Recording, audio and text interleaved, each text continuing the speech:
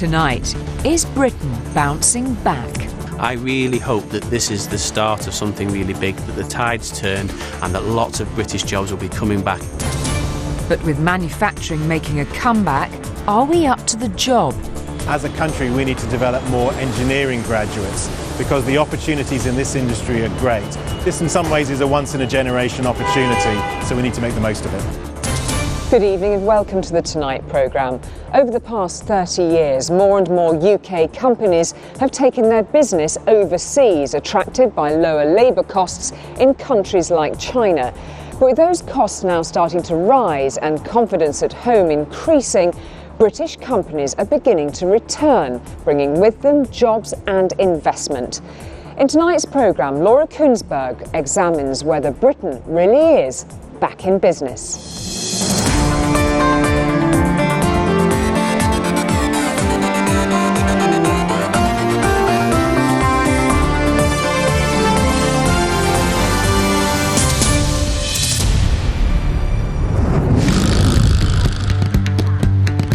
China, one of the world's fastest growing economies.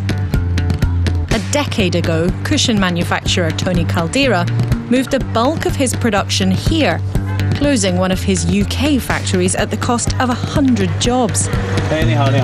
Like many others, he'd been lured to China by lower labour costs and an eager workforce. 10 years on, Tony's back, but for a very different reason. This time, he's downsizing his China operation and moving production back to the UK. It was absolutely heartbreaking about 10 years ago. I had to close one of the factories because, quite frankly, we couldn't compete with the Chinese. So I had a very simple choice. It really was China or bust.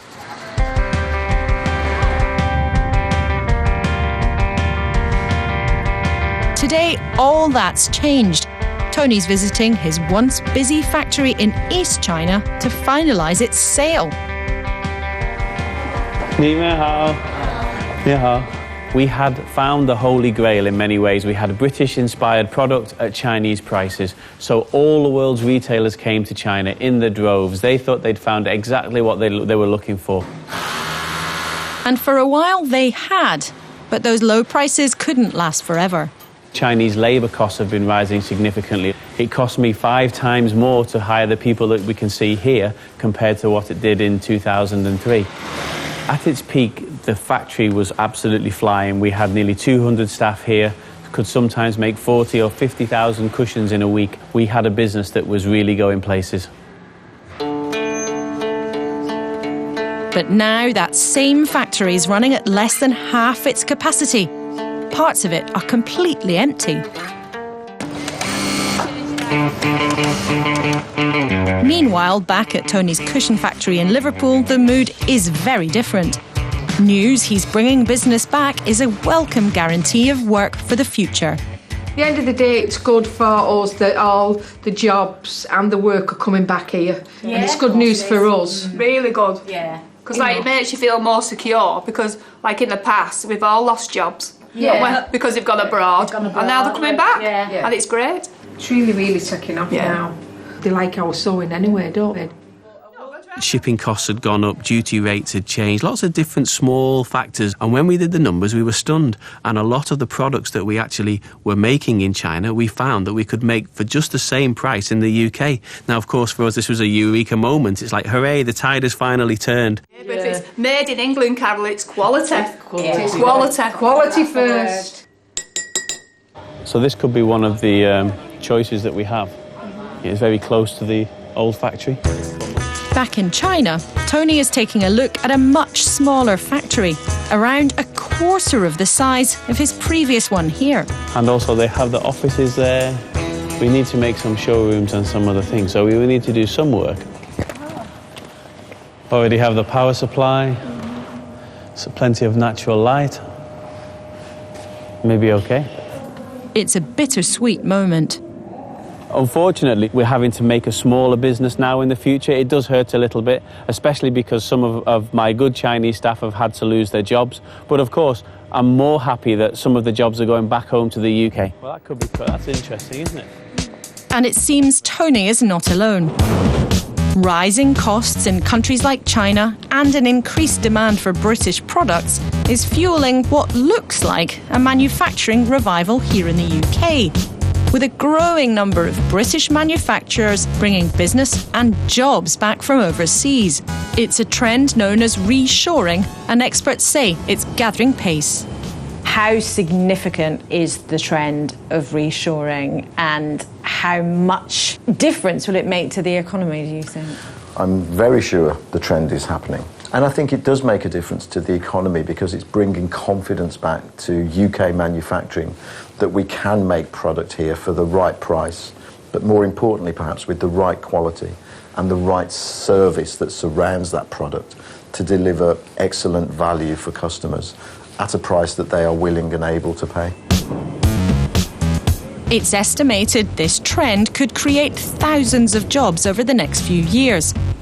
But it's a far cry from the days when Britain was known as the workshop of the world. Billions more arrives in our docks and airports every month than we send to sell abroad in foreign countries. We import far more than we export. Britain's manufacturers have got a long way to go to catch up. Back in the 1960s, manufacturing accounted for almost a third of our whole economy and employed around 9 million people. But more competition from overseas, years of industrial action and several recessions led to devastating decline. Already in the first 10 months of this year, Britain lost 2,370,000 working days through strikes. And in a sense, manufacturing itself slowly but surely went out of fashion. I think people had forgotten that manufacturing was important in creating jobs, goods, productivity and exports. And I think the financial crisis brought it home because when the financial services sector in particular really dropped, I think government and others started to look around to say, well, what part of our industrial base now will start to generate exports and employment? And the answer came, manufacturing is one of the areas that should be stronger than it currently is. Shipbuilding, once one of Britain's biggest industries. In its heyday, Swan in Newcastle employed thousands of people. But by 2008, its towering cranes had been dismantled or sold off for scrap. The only reminder of its glory days now, the memories of the people who lived and worked there. They came in and they had a crane there and they used to lift the steel off the flat-bedded railway trucks and into the yard. Well, it was a really major industry in the UK, and as far as the North East is concerned, we were building something like 1/5 of the world's ships. 100 years ago, UK was building 3/5. So it's been a huge employer for the best part of 100 years. Oh, you'd have 200-300 men on a ship, no problem. Sometimes 500 when it was really starting to buzz, when it was finishing off. Sometimes we were practically tripping over at each other. That was to get the work done on time. Well, the boom times really lasted until about the 1960s, and the problem then was competition, particularly from Japan in the Far East. And the Japanese, they could build the ships, I'm afraid, a bit more cheaply, a bit more quickly. And that was really the beginning of a fairly gradual rundown of the industry over perhaps the next 20, 30 years or so. And the day it closed, I'll never forget, I thought it was the end of the world. Because you think, what am I going to do now? I was very angry with the way things were sold off. Everything went. There was just the cranes, the drag chains, the facilities for building ships, everything went. Those days of old heavy industries may well be gone forever. But the current revival's built around smaller grassroots companies choosing to manufacture in the UK. Footwear designers Jan and Sarah were planning to make their new trainers in China, but changed their minds and decided to go for Northampton instead. There's some fundamental differences between manufacturing in China and manufacturing in Britain. And one of the big advantages for us is to be able to make small quantities of exclusive products. We can do as small as 10 to 50 pairs for a customer, which means we're more accessible and there's less cost implication for us as a start-up business and also for the retailer purchasing from us. One of the big advantages we've got making in Britain is that we can do things quicker. So if suddenly a particular colour becomes very fashionable, we'll be able to do that a lot faster. Our production time in the factory's faster, and we then don't have the 4 to 6 week shipping and importing time. For 7 years, these paper cups were made exclusively in China. But having a long-distance supply chain stopped making sense. Now much of the production has been moved back to Britain, to Clitheroe in Lancashire. In manufacturing cups in China, it takes 8 to 10 weeks to get the cups from China to here. In bringing the production to the UK, we can now make cups in 72 hours, which we would never have been able to do from China. We started production 2 years ago, making 10,000 cups a week with one machine. Now we're up to 7 machines and make somewhere around 250,000 cups a month. Having a UK manufacturing plant has enabled us to penetrate the European market, which is proving to be a huge growth market for us. For entrepreneur Andrew, who makes specialist travel accessories, manufacturing overseas nearly sunk his business. He invested a lot of money in China making a new product, but the goods came back faulty. It was a nightmare. We received over £250,000 worth of stock from China that was totally shoddy, it was faulty. So we'd agreed a specification and we'd signed off a good quality sample, and the products that were sent just were nowhere near good enough. It was such a serious situation, and we very, very nearly went bust as a result of it. Business is now on the up. Andrew is backing Britain. We've decided upon a simple principle, and that's that if we can't manufacture the product in Britain, then we just won't manufacture it at all. But despite this feel-good factor among some smaller and medium-sized companies, it's still early days. In recent decades, the number of manufacturing jobs has plummeted from 9 million to 2.5. Will the revival in some parts of manufacturing ever provide the same kinds of numbers of jobs that manufacturing used to in this country? I suspect not. I mean, I think we won't get back to 9 million manufacturing jobs again. And I think there's the main factor driving that is we are much more productive. Manufacturing is using technology, it's using automation. It's much more productive than it was. That probably won't change. So hopefully our numbers employed in manufacturing do go up as manufacturing continues its bounce back, but it won't get to that sheer volume of a labour force that we had in the 60s and 70s. But it's not just manufacturers bringing business home. Over recent years, thousands of jobs were lost as some firms like banks and insurance companies moved call centres to countries like India to cut costs. But they were criticised for doing so.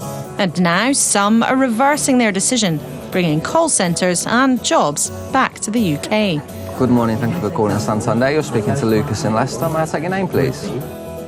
When Santander decided to move their call centres to India, they were bombarded with complaints by dissatisfied customers. All right, OK, no problem. I'll have a look for you. OK, have you got the account number on you, please? Now they've moved customer services back, much to the relief of staff here in Leicester. So you were working here when there were still call centres in India. What difference has it made to your job bringing them back? A huge difference. Every other day sometimes customers will say, I'm so glad to be through to a UK advisor. Makes your job a lot easier. It does. It saves having to deal with complaints. And because you're at the sharp end in complaints. That's right, yeah. I'm one of the people who's at the other end of the phone getting the irate customer who's unhappy with the service. Maybe their queries hadn't been listened to or maybe just not dealt with at all. And obviously the business decision was something that would cost more short term because it costs more to employ UK advisors, but in the long run I do feel that it will have saved money because the number of complaints will have dropped, the amount of compensation we pay out will lower as a result of that, and generally speaking going forward I think it's a great move. And the decision created hundreds of jobs. Helen. Hello, I'm Laura. It's really nice to meet you. Hi Laura, nice to meet you too. So how did you end up working here then? Well, I was made redundant from my last job. I've been there for 14 years and at that particular time they outsourced their contact centres to overseas and I was without work, and it was 2011, height of the recession, there was hardly any jobs out there, and Santander had this opening and I came here. So the opposite happened. So you were working in one call centre, those jobs went abroad, and then Santander brought them back? Yeah, absolutely. And thank you for your call today. Have a good day. So why was the decision taken in the first place to move call centres abroad? The decision was made quite a while ago. It was originally made in 2003, and at that time I would imagine there was a lot of factors that were considered into that decision, and one would have clearly been cost. Even though it costs more to have call centres here than in India, was it worth it to bring them back? Customers wanted a service where they spoke to people in the UK, and equally they wanted Santander as an employer to create jobs. So making the decision we did in 2011 created over 500 jobs in the UK. Made in Liverpool and sold around the world, eh? Back on his factory floor, Tony Caldera's hoping orders will start coming in thick and fast. Now he's switched much of his production back to the UK. Made in Britain is not only important for the UK, but it's also important around the world. And a lot of our customers love the fact that we have a little tag on it saying Made in the UK. They associate that with quality, they associate it with fashion, they associate it with good design. And overall, they think that a British product is a good product, a quality product, a desirable product. Made in Britain sells, and it sells around the world.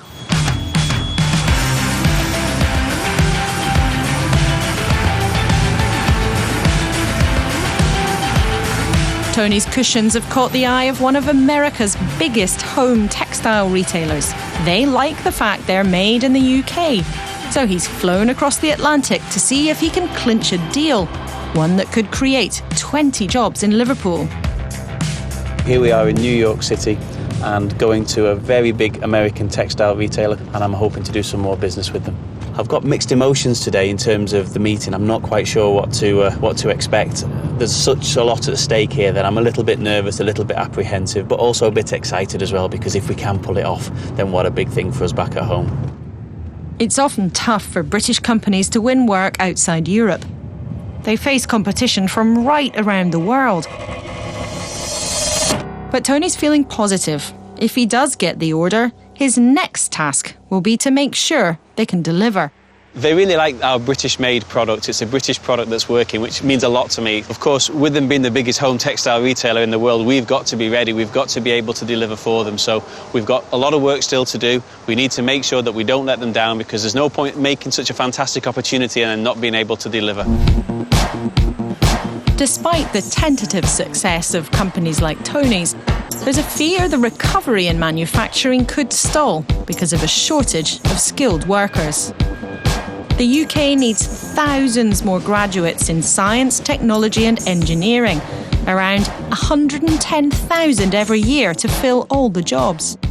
In the last 2 or 3 years, I think manufacturers have tried to do a lot more than they were in the past to make it more attractive, both to the youngsters, but perhaps importantly within the youngsters segment, to the females, to get more women coming into manufacturing, which is still a very, very small percentage.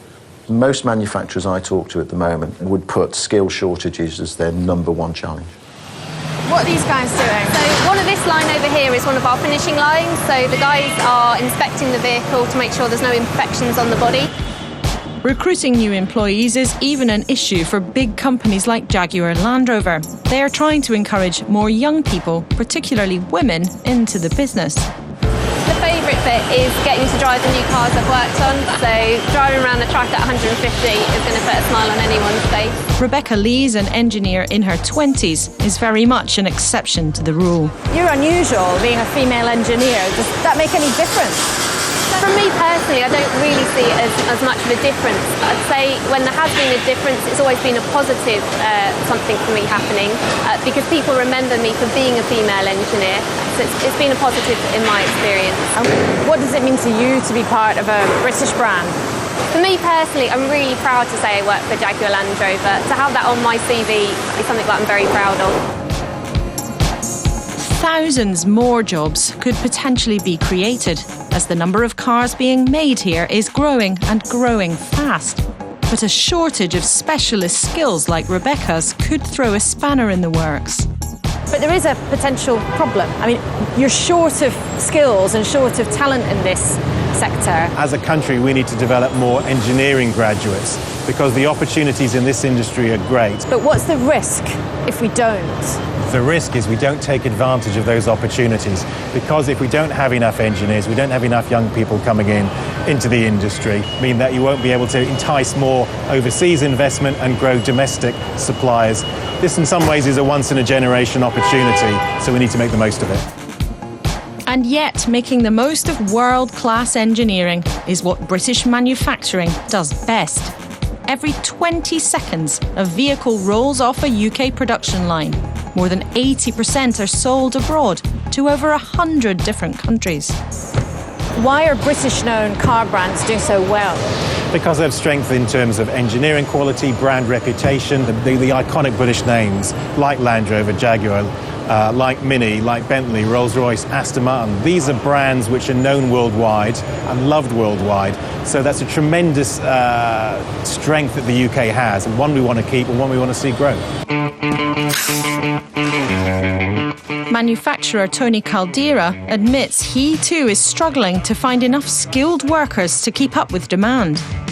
One of the potential downsides of us receiving some big orders in the new year is that actually finding staff, skilled staff, and sewing is a skill, can be quite tricky.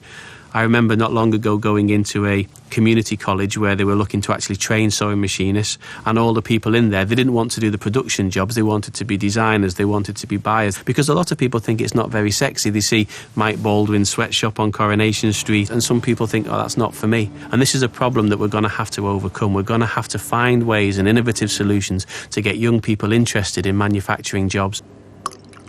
Over in the canteen, Tony's machinists remember the good old days. When I left school, they trained you up, and then after 6 weeks, you was like top of everything. Yeah. And then they put you on factory floor, and it was brilliant. That's what they did with us, yeah. They were the good old I was just made up when I left school because you had a job. I know. Yeah. You made up. into any job though, no. then? Yeah. You can't now. You couldn't walk into any job, but you can't now. If this upturn in British manufacturing is to become a long-term success story, we need not only to create enough jobs, but to ensure we have the right people to fill them. It won't be easy, but for now at least, those at the sharp end believe in Britain getting the job done in an increasingly tough global market. The British factories that we work with deliver just such fantastic quality. We have had quality problems, but we just drive down the road or 100 miles up the road, and we know that by the time we've got there, the solution will probably already be presented to us by the factory. It makes us feel very good that we've brought 15 jobs back to the north of England, and over the next 2 years that will increase to 30 to 40 jobs. For years, we've been getting our manufacturing and production from China and importing it to Britain, and we've not valued what we've got here on our own doorstep, and we're trying to make the most of that right now. I really hope that this is the start of something really big, that the tide's turned and that lots of British jobs will be coming back in manufacturing. A few more Union Jacks for your collection? British manufacturers are very competitive and are becoming more creative. They're very entrepreneurial. They are some of the best manufacturers in the world. I'm an optimist and I think that we can do this. I think Britain can actually compete in 2014.